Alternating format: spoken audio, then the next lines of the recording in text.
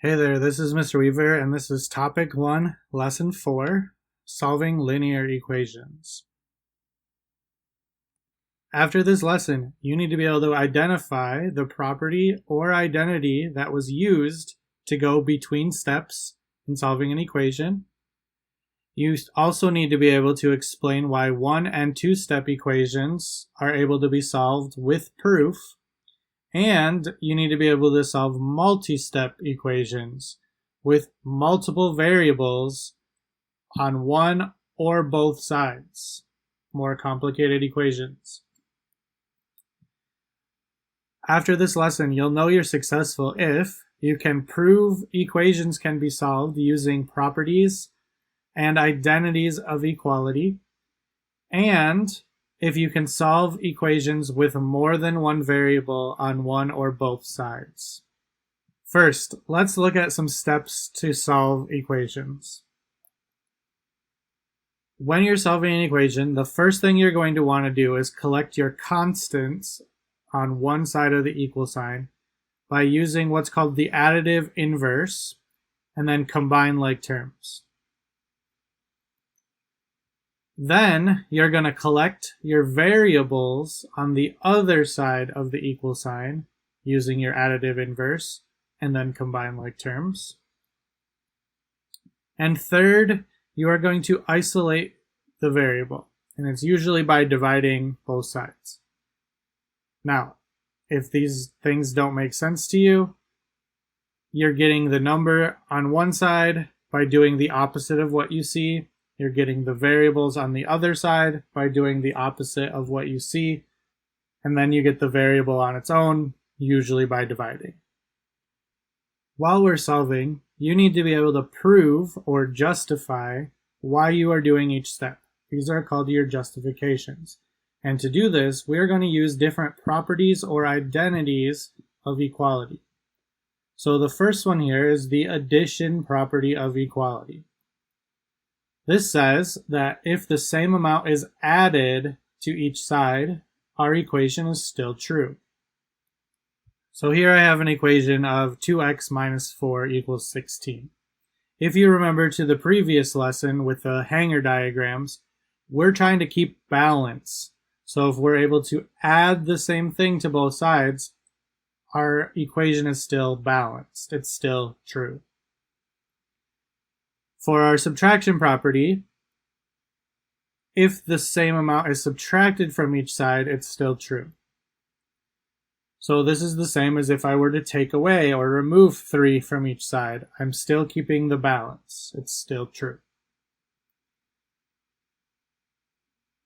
The multiplication property of equality says if each side is multiplied by the same amount, the equation is still true. So here I have an equation, x divided by 5 is 9. If I were to make each side 5 times larger, my balance would still hold true. And finally, of these types, we have our division property. So if each side is divided by the same amount, the equation is still true. So we have 2x equals 8. We could divide both sides by 2. Cutting it in half still would keep our balance.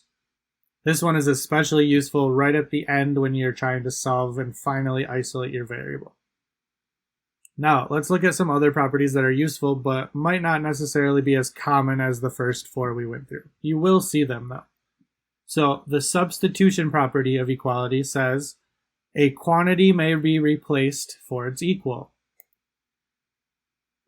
So if we had a problem like 2a minus 4, and I wanted to know what it was if a was equal to 3, I can substitute or replace the a with a 3.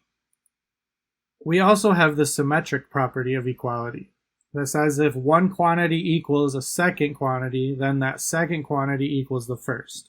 Now, this sounds a little confusing, but all you're essentially doing is switching the order of the numbers. So if 8 is equal to x, well, then x equals 8. You just kind of set it backwards. The next one is the additive inverse property. Now, this one's very useful when solving equations because you're using the additive inverse almost all the time. The additive inverse property says that adding the inverse or opposite to any number creates 0. So if I had -3 and I add the opposite, +3, I'm going to get 0. Or if I had +5 and add the opposite, -5, I'm also going to get 0. This is useful when trying to cancel out or eliminate constants or variables from one side of the equation. Now, let's look at how these properties are used to solve our equations using our justifications or our property. So the first line is always going to be given. You are given a problem. From there, we're going to solve our equations and then justify why we did each step. So if I had -4x plus 21 equals 3, and I need to solve for x, the first thing I'm going to do is subtract 21 from each side. Okay, I used that additive inverse, I did the opposite, and I did the same thing to both sides. Now, what this looks like is subtracting 21. So what did I use? I used the subtraction property of equality. I subtracted the same thing from both sides. Now I'm left with -4x equals -18. So what do I need to do to isolate x? Well, I would divide both sides by -4. And then I would end up with x equals 4.5. What property did I use to get there? I used the division property of equality. I was able to divide both sides by -4 and still keep the balance. Let's look at our next example. X plus 21 divided by 4 equals 3. So the first thing I'm going to do is multiply by 4. If you have a fraction, that's just division, so multiplication is what's going to get rid of it. So if I multiply by 4, I'm left with x plus 21 equals 12. Well, what property did I just use? I multiplied the same on both sides. That's my multiplication property of equality. Next, I need to subtract 21. And I can figure out that x equals -9. How did I do that? Well, subtract the same thing from both sides is the subtraction property. Let's look at a more complicated example. Here we have 8x minus 14 plus 16x plus 5 is 39. First thing I'm going to do is combine anything that is alike on the same side. So I see I have 8x and plus 16x all on the left side. If I were to combine and total up how many x's I have, that gives me 24 x's. I can do the same thing with my constants. I have -14 and +5. If I combine my constants together, I end up with -9. I can bring down the 39. So what did I do to do all that? Well, I was combining like terms. Now, that's not one of our properties. That's just what we did as a step. We are allowed to combine like terms. Next, I'm going to add 9 to both sides, which leaves us with 24x equals 48. And I did that with my addition property of equality. Then finally, I need to divide by 24, so I end up with x is 2, and I did that by using the division property. Last, let's look at one example where we have variables on both sides of the equal sign and constants on both sides of the equal sign. What we're going to try to do is get the constants to one side and the variables to the other. In order to do this, the first thing I'm going to do is add 0.8 to both sides. I'm going to use that additive inverse. It creates 0 on the left, and then doing the same thing to the right, I end up with 7.2. Bringing everything else down, I can continue. What did I do to get there?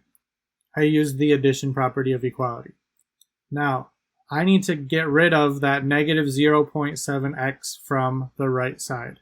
So I'm going to use the additive inverse of that, which is positive 0.7x.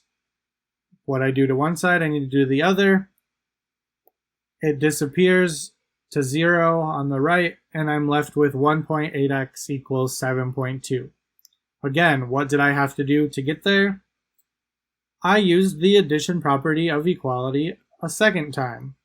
That's okay to use the property more than once. Finally, I need to divide by 1.8, and I find out that x equals 4. My last property to get us where we needed was the division property of equality. So in this lesson, we learned that equations have many different ways to solve, but our process, we want to get closer to an equation where the variables on one side and equal some number on the other side using our proofs. As we're going through, we're figuring out what we are doing, and whatever we had to do, we use the property to justify our reasoning. Here we have an example. Okay, if you look halfway down, addition property, because we had to add to both sides. We had the addition property again, we had to add 15 to both sides. Following these steps will always work, but there might be more than one way to solve stuff. So just because the way you did it worked, your neighbor might have done some different way, and you can still come out to have the same answer. And this is good for learning to use different approaches. After this, do you know how to prove that equations can be solved using our properties and identities of equality? And can you solve equations with more than one variable on one or both sides? If you're not sure, look back at the last few examples and going through the properties while solving the equations. And that's the end of Topic 1, Lesson 4.